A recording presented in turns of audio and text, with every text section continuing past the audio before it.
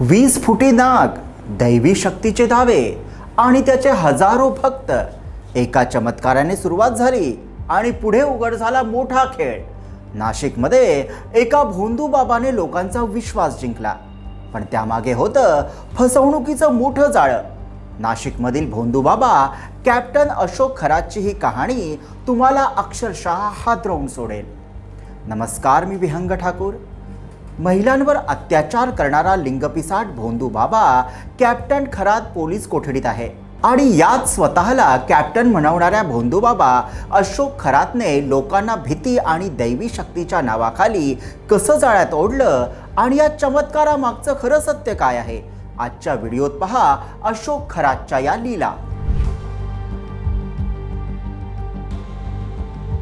सिन्नर तालुक्यातील मिरगाव येथे मंदिर उभारल्यानंतर अशोक खरातने स्वतःचा दरबार सुरू केला.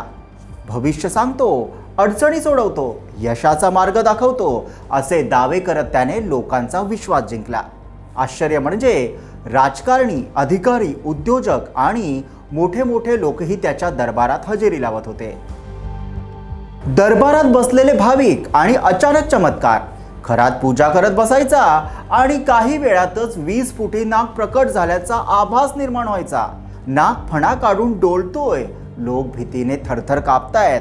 हे चित्र पाहून काही जणांना तर भोवळ येत असे, पण तपासासमोर आलं हा सगळा प्रकार बनावट होता. रिमोटवर चालणारा नकली साप वापरला जात होता. फसवणुकीची लेवल इथेच थांबली नाही. बाजारात 100 रुपये किलोने विकले जाणारे चिंचोके दैवी शक्तीचा म्हणून 1 लाखाला या भोंदू बाबाने विकले. लोकांच्या श्रद्धेचा फायदा घेत मोठ्या प्रमाणावर पैसे उकळले जात होते.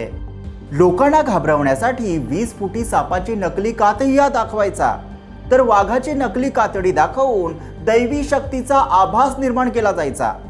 भाविकांच्या मनात भीती निर्माण करून त्यांना पूर्णपणे आपल्या प्रभावाखाली ठेवलं जात होतं. या प्रकरणातील सर्वात गंभीर आरोप म्हणजे महिलांचं शोषण. पूजा करण्याच्या बहाण्याने वैयक्तिकरित्या बोलावून अनेक महिलांवर अत्याचार केल्याचे आरोप आहेत. इतकंच नाही, गर्भवती महिलांनाही उत्तम संततीच्या नावाखाली जाळ्यात ओढल्याचा आरोप या भोंदू बाबावर आहे. भोंदू बाबा कॅप्टन खरातला अटक झाल्यानंतर आता नाशिक पोलीस आणि SIT या प्रकरणाचा सखोल तपास करते. या तपासात एक धक्कादायक गोष्ट समोर आली आहे. खरात लोकांच्या मनात आधी भीती निर्माण करत होता. त्या भीतीला अंधविश्वासाची जोड देत त्यांना पूर्णपणे आपल्या प्रभावाखाली ठेवत होता आणि एकदा विश्वास बसला की त्याचाच गैरफायदा घेत शोषण आणि फसवणुकीचा खेळ सुरू होत होता. म्हणजेच भीती आणि अंधश्रद्धा याच्या जोरावर लोकांवर नियंत्रण मिळवणं हीच त्याची मुख्य पद्धत असल्याचं तपासात स्पष्ट झालं. सध्या भोंदू बाबा अशोक खरात याच्यावर जादूटोणा विरोधी कायद्याअंतर्गत गुन्हे दाखल करण्यात आलेत. क्राईम ब्रँचकडून त्याची सखोल चौकशी सुरू आहे. या प्रकरणात आणखीन काही महत्त्वाचे पुरावे आणि माहिती समोर येण्याची शक्यता व्यक्त केली जाते. म्हणूनच पुढील काही दिवसात या प्रकरणात आणखी धक्कादायक खुलासे होण्याची शक्यता नाकारता येत नाही. ही फक्त एका भोंदू बाबाची गोष्ट नाही, हा आहे अंधश्रद्धेच्या नावाखाली चालणाऱ्या मोठ्या फसवणुकीचा पर्दाफाश.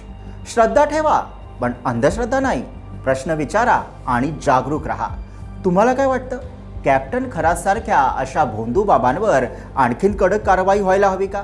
कमेंटमध्ये नक्की सांगा आणि व्हिडिओला लाईक करा, शेअर करा आणि आमच्या YouTube चॅनलला सबस्क्राईब करा.